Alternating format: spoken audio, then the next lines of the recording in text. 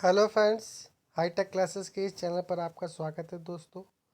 दोस्तों ये हिंदी की 26 नवंबर 2021 का प्रीवियस ईयर का पेपर है, जिसके 25 क्वेश्चन मैं हिंदी के आपको कराने जा रहा हूँ। इससे पहले भी कई वीडियो बनाई हैं जो आपको डिस्क्रिप्शन बॉक्स में उनके लिंक मिल जाएंगे। अगर आप नहीं देखी हैं तो जाके ज़रूर देख लीजिए। ये क्वेश्चन बहुत ही इम्पोर्टेंट होने वाले हैं। तो आइए स्टार्ट करते हैं ये हिंदी के सुपर फास्ट क्वेश्चन। अगर चैनल पर पहली बार आए हैं तो चैनल को सब्सक्राइब, लाइक, शेयर करना बिल्कुल मत भूलिएगा। आइए स्टार्ट करते हैं। रात को उल्लुओं के डैश की आवाज़ें आ रही थी। तो दोस्तों उल्लू की जो आवाज़ होती है उसको कहा जाता है गुगुआना। तो ऑप्शन नंबर 1 ये याद रखना पड़ेगा आपको कि उल्लू की आवाज़ गुगुआना होती है। टर्राना जो होता है वो होता है किसका? टर्राना जो होता है वो होता है मेढक का।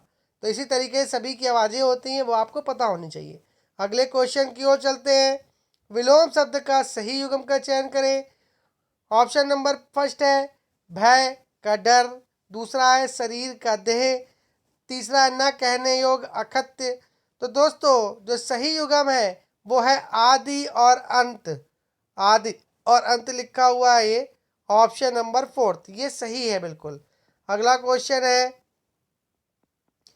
वह नहीं समझेगा इसलिए वह मूर्ख है। दोस्तों यहाँ पर आपको इसलिए के नीचे अंडरलाइन है, तो आपको बताना है यहाँ पर क्या बदलाव हो सकता है। वह नहीं समझेगा क्योंकि वह मूर्ख है, क्योंकि वर्ड यहाँ पर आ जाएगा। अगला क्वेश्चन है उनकी आपस में डैश हो गई। तो दोस्तों आपकी कभी किसी से कोई बहस हो जाती है तो कहता है लोग कि खटपट हो गई है। तो ऑप्शन नंबर सेकंड। अगले क्वेश्चन की ओर चलते हैं। इस गीत की दो चार लड़ियाँ सुना दो। तो दोस्तों गीत के कभी भी लड़ियाँ नहीं होती, न झड़ियाँ होती हैं, न छंद होते हैं, न कविता होती है, बल्कि कड़ियाँ होती हैं। Option number 1। अगले क्वेश्चन की ओर चलते हैं। दिए गए शब्द का समानार्थी शब्द चुनिए। तो दोस्तों सुधा का समानार्थी शब्द पीयूष होता है। ऑप्शन नंबर सेकंड पीयूष, याद रखिएगा। अगला क्वेश्चन है माल सामान की बिक्री करने वाला क्या कहलाता है? तो दोस्तों जो भी कोई चीज़ बेचता है उसको विक्रेता कहा जाता है, और खरीदने वाले को क्रेता कहा जाता है, और दुकान में कोई सामान खरीदने जाने वाले को ग्राहक भी कहा जाता है। अगला क्वेश्चन है थोड़ी देर बाद वह वापस लौट आए। तो दोस्तों यहाँ पर आपको रेखांकित शब्द की जगह पर अगर कोई बदलाव हो सकता है तो वो आपको करना है। थोड़ी देर बाद वे लौट आए, लौट आए यहाँ पर ये हो जाएगा। अगर वो लौट आए हैं तो वापस शब्द लगाने की जरूरत नहीं है। अगला क्वेश्चन है गणतंत्र दिवस की परेड को लाखों बालक, वृद्ध, नर और नारी देख रही थी। तो दोस्तों यहाँ पर जो देख रही थी है वो गलत है। यहाँ पर सभी के अकॉर्डिंग लगेगा, देख रहे थे होगा। तो ऑप्शन नंबर 3 गलत है। अगले क्वेश्चन की ओर बढ़ते हैं। मेरे से प्रश्न मत पूछना, रेखांकित शब्द की त्रुटि पहचानिए। यहाँ पर रेखांकित शब्द ये है, तो आपको बताना है मेरे से क्या है। तो मेरे से नहीं होगा, मुझसे होगा। सर्वनाम यहाँ पर गलत लगी हुई है, मुझसे प्रश्न मत पूछना ये होगा ऑप्शन नंबर सेकंड। सर्वनाम के कारण गलती है। बिना पलक झपकाए वाक्यांश के लिए एक शब्द बताइए। तो दोस्तों ये आप याद कर लीजिए, बिना पलक झपकाए को निर्निमेष बोला जाता है। Option number first. अगला क्वेश्चन है सौम्य का विलोम शब्द चुनिए। तो दोस्तों सौम्य का विलोम शब्द उग्र होता है, ये आप याद रखिएगा। अगला क्वेश्चन है रण में सेनापति के वीरता दिखाने का कारण राष्ट्रपति ने उसे वीर चक्र प्रदान किया, कोई त्रुटि नहीं है।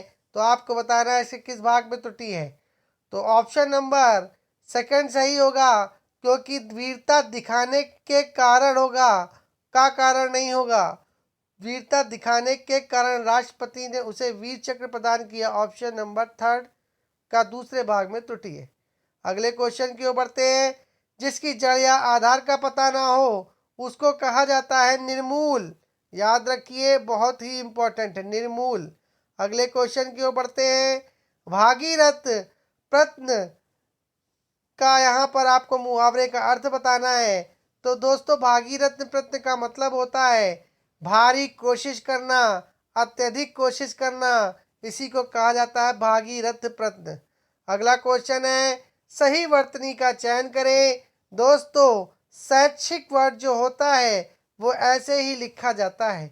अगला क्वेश्चन है सही वर्तनी वाले शब्द का चयन करें। अर्ण, अर्ण मतलब दोस्तों वन भी होता है, तो ऑप्शन नंबर फर्स्ट। अगला क्वेश्चन है पृथ्वी का डैश गोल है।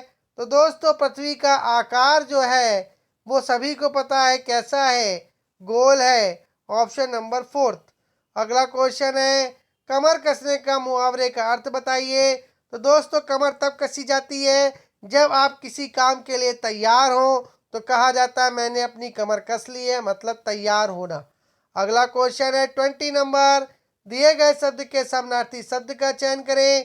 तो दोस्तों अमृत का समानार्थी शब्द सुधा होता है और सुधा का एक समानार्थी शब्द पीयूष भी होता है, जो अभी आपको आगे मिला था, इससे पहले एक क्वेश्चन में वो मिला था। अगले क्वेश्चन की ओर बढ़ते हैं।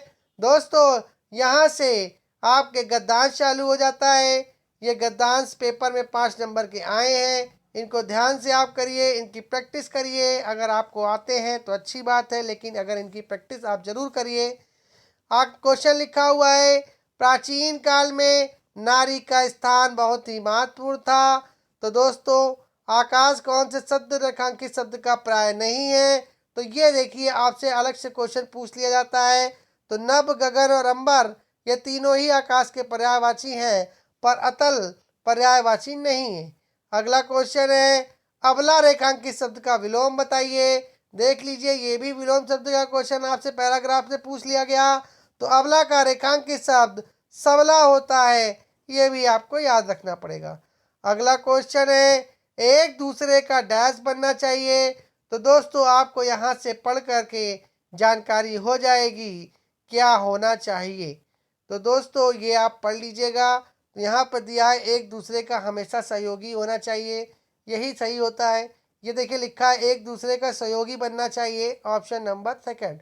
पैराग्राफ सरल है, सभी के क्वेश्चन के आंसर भी पैरा में मिल रहे हैं आसानी से।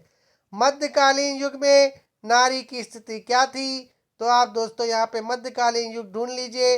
ये देखिए लिखा है मध्यकालीन युग से नारी का पतन शुरू हो गया, नारी को दासी या गुलाम माना जाने लगा, ऑप्शन नंबर फर्स्ट।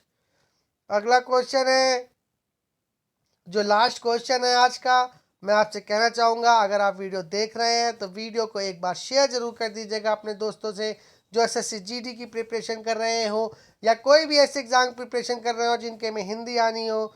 और वीडियो को अगर आपने देख लिया हो तो लाइक ज़रूर कर दीजिएगा। आपके लाइक करने से हमारा मनोबल बढ़ता है, हम अपनी नई वीडियो जल्द लेकर के आते हैं। तो वीडियो लाइक ज़रूर कर दीजिएगा दोस्तों। तो आज का लास्ट क्वेश्चन है गद्यांश का उचित शीर्षक बताइए। तो देखो गद्यांश का उचित शीर्षक आपको पढ़ना पड़ेगा पूरा गद्यांश और आपको समझना होगा इसका क्या आंसर हो सकता है। तो दोस्तों यदि मैं शिक्षक बनूं तो यहाँ पे शिक्षक बनने की बात ही नहीं हो रही, नारी की बात हो रही है। मेरे सपनों का भारत तो हो ही नहीं सकता। दहेज प्रथा ये भी नहीं हो सकता, दहेज की कोई बात ही नहीं है। नारी तू नारायणी है, पूरे पैराग्राफ में नारी की ही बात हुई है, तो नारी तू नारायणी इसका गद्यांश बिल्कुल सही होगा। आशा करते हैं आपको ये वीडियो पसंद आई होगी, चैनल में बने रहिए। धन्यवाद दोस्तों।